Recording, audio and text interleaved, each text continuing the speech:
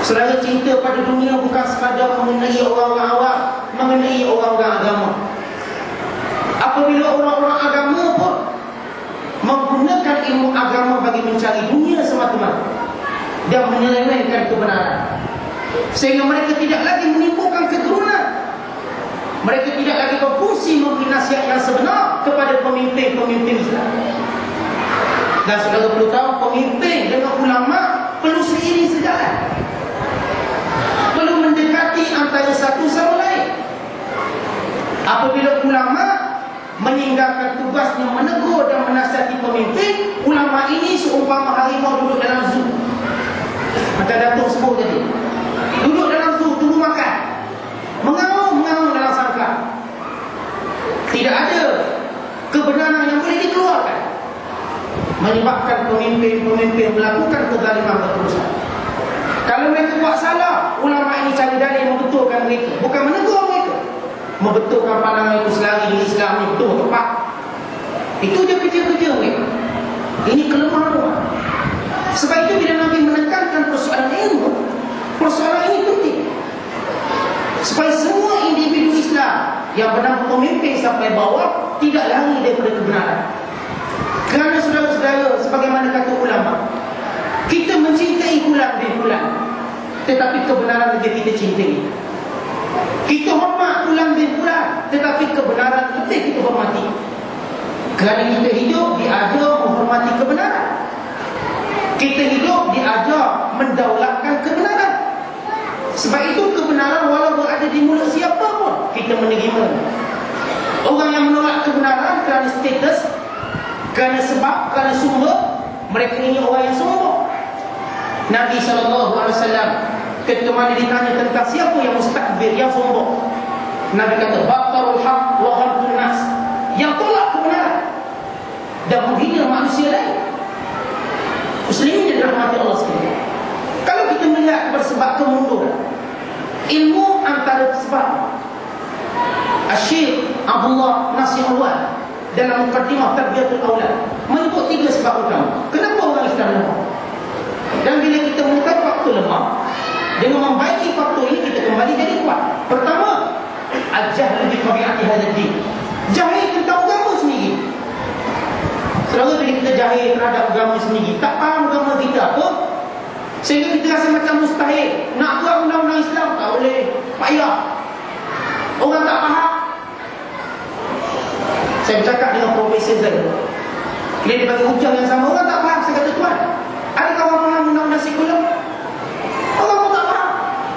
Maka dia lihat, bukan Islam, faham tak faham, kan dia datang kemudian. Ada benda saya kita kena buat, dia faham tak faham kemudian. Muslimin yang dirahmati Allah sekalian, apabila jahil dengan tabiat agama ini, maka orang Islam pun mundur. Orang Islam ada masalah yang banyak masalah. Kisah anak zina misalnya disebut oleh Ustaz, kajian oleh Dr. Fatimah daripada Universiti Kebangsaan Malaysia. Setiap 1 minit lahir 17 orang anak luar nikah. Daripada tahun 2000 sampai 2008, 257,000 anak luar nikah yang didaftarkan. Ini cerita daftar, yang tak daftar, yang digugurkan, yang dibuang dalam longkang, yang dibunuh sebelum lahir. Kalau kita kira kasar salah 1 juta, yang didaftarkan 257,000. Yang kalau dikira setiap minit, artinya bagi setiap minit ada lebih kurang 17 orang. Setiap 17 minit, 17 saat, ada lebih kurang berpuluh beratus anak luar nikah. Muslimin yang dirahmati Allah sekalian. Yang kedua, ialah hubub dunia wa karahiyyatul maut. Orang Islam cinta pada dunia, takut mati. Kenapa mereka takut mati? Kerana mereka lihat dunia ini segala-galanya. Akhirat tak ada apa. Ukuran mereka di dunia. Sebab itu mereka hanya takut orang yang ada jawatan di dunia. Mereka tidak takut Allah yang memiliki dunia dan akhirat. Atakhshanan nas wallahu haqqu an takhsha. Allah menegur Nabi Muhammad, wahai Muhammad, kamu takut orang? Kamu takut manusia? Allah lebih berhak untuk kamu takut, wahai Muhammad. Nabi Muhammad pun kena tegur, bukan Nabi. Dan yang ketiga, saudara-saudara semua, kenapa punca orang Islam yang bermasalah, yang banyak masalah ini? Kerana mereka tidak mengetahui matlamat kenapa mereka diciptakan oleh Allah. Kenapa? Solusinya saudara, asas yang paling kuat mata Datuk sebut tadi, asas ilmu. Tetapi ilmu ni kita perlu dipakai, perlu bagi. Pertama perlu tarbiyah imaniyah. Islam disebut ilmu, kita sebut tarbiyah. Kenapa penting lepas tarbiyah? Kerana dia merupakan ikatan antara guru dengan murid, dan ikatan mereka berdua dengan Allah. Dia bukan ikatan guru dengan murid dan CJ dan prestasi yang tidak. Macam hari ini, kalau saya boleh bawa anak murid saya dapat berapa A, saya barangkali dicalonkan untuk APC, anugerah guru cemerlang. Sekarang itu ikatan saya. Kalau pelajar saya cemerlang, sekolah saya mungkin dikategorikan sebagai sekolah terbaik di daerah ini. Tetapi bila kita sebut tarbiyah, hubungan murid dengan guru yang tidak putus. Sebab itu ulama mengajar pada kita, ambil ilmu dari guru, jangan ambil ilmu daripada buku. La ta'khudul ilma min as-suhufiyyin. Jangan ambil ilmu daripada buku kerana kamu tidak ada adab. Kita ambil guru daripada ilmu, dan kita ambil ilmu daripada guru.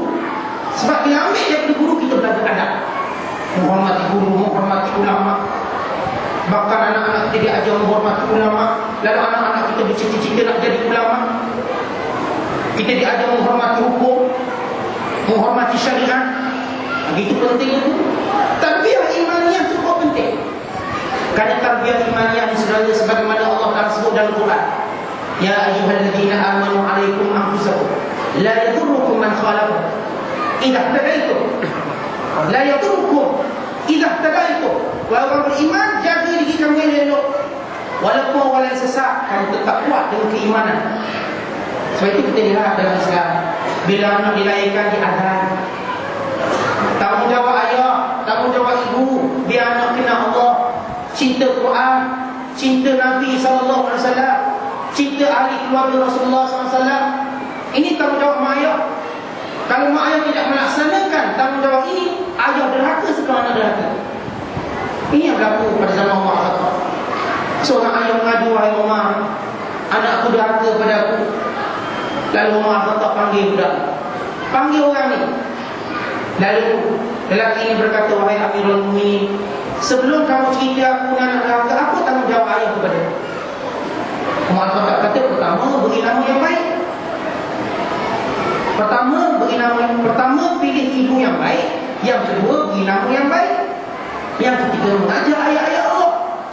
Wahai Umar, wahai Amirul Mukminin, ayahku satu pun tak buat, dia pilih isteri pun tak elok. Semua aku dihina, dia pilih ibu aku ni hamba, maka aku dihina. Nanti seorang isteri, seorang suami dalam memilih jodoh, dia kena pilih lelaki dan perempuan